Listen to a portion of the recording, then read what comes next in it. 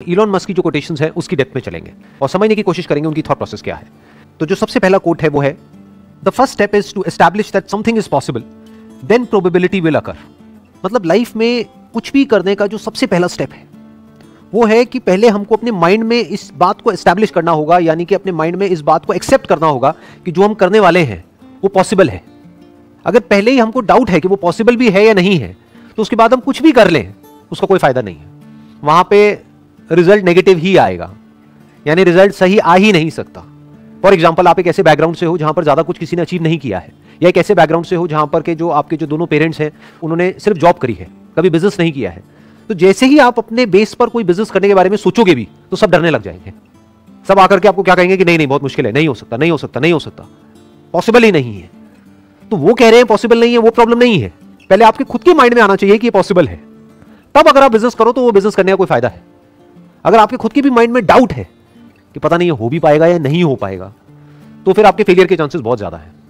Once you understand कि ठीक है अभी तक किसी ने नहीं किया है, अभी तक नहीं हुआ है, पास्ट में नहीं हुआ है, लेकिन इसका मतलब ये नहीं है कि फ्यूचर में भी नहीं हो सकता है।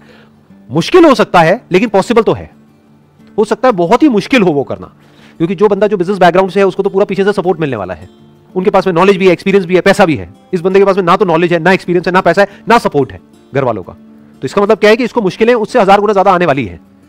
लेकिन अगर वो एक्चुअल में करना चाहता है तो पहले उसके माइंड में ये थॉट प्लांट होना बहुत जरूरी है कि पॉसिबल है। Then there is a probability कि हो सकता है वो सक्सेसफुल हो जाए। Next quote is, I think it is possible for ordinary people to choose to be extraordinary. इसमें जो वर्ड है ना जिस पे ध्यान देना है वो है चूज।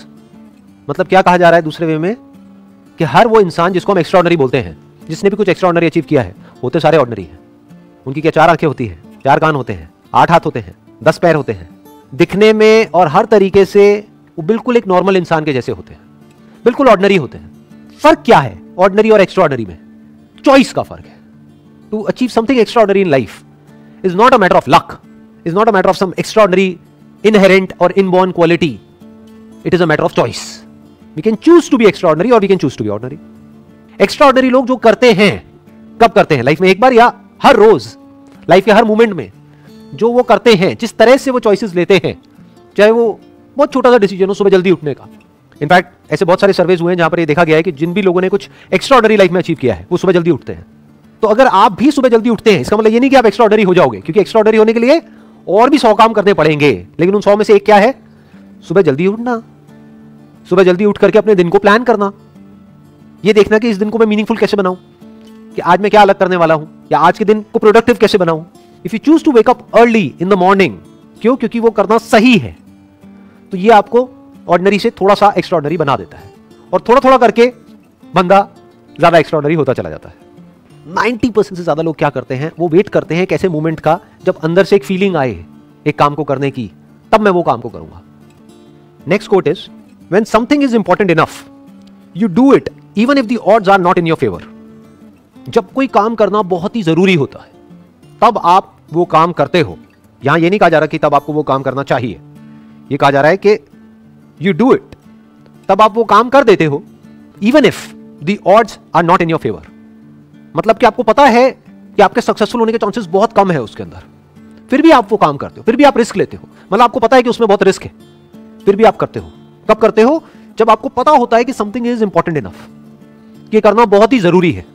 फॉर एग्जाम्पल, आप किसी जंगल में खो गए हो और प्यास से तड़प रहे हो, तो वहां पर क्या करोगे? वहां पर बैठ करके एक्सक्यूजेस दोगे कि यहां पे पानी नहीं है?